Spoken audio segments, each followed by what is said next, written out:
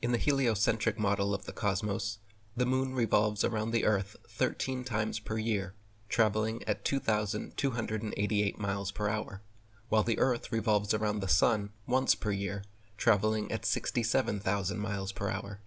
The following model and animation illustrate how this is supposed to occur. As you can see, since the Moon is revolving around the Earth, which itself is revolving around the Sun, in order to maintain its regular orbit, the Moon would have to be constantly and drastically changing its speed in ways completely unaccounted for by the model. In the outer part of its orbit, the Moon would have to speed up 67,000 miles per hour, in addition to its regular speed of 2,288 miles per hour, just to keep up with the Earth.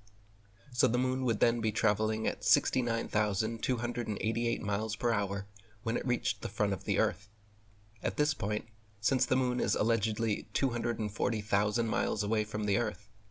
would catch up in just 4 hours, so the Moon must continue traveling 67,000 miles per hour along Earth's trajectory, while simultaneously continuing its now perpendicular 2,288 mile per hour second trajectory.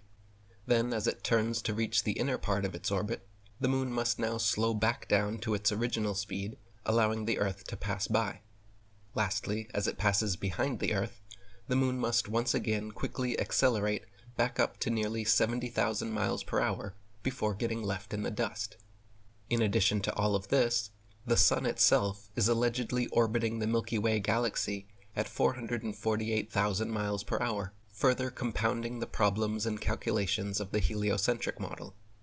If this were true, then the Earth, Moon, and other planets would all have yet another set of ridiculous and impossible corkscrewing accelerations and decelerations necessary just to keep up with the Sun.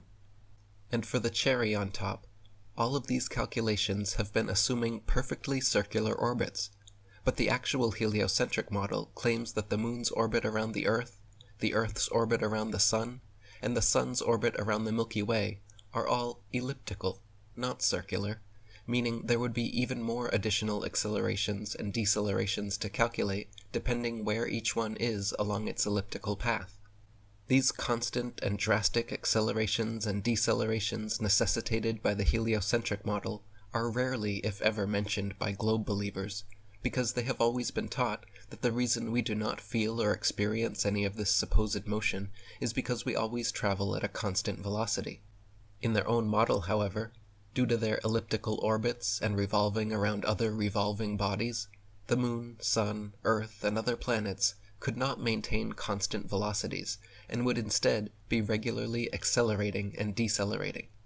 Yet, meanwhile, you can stack a house of cards, make a rock cairn, or play a game of Jenga, all without any of this motion, acceleration, and deceleration ever being felt or experienced.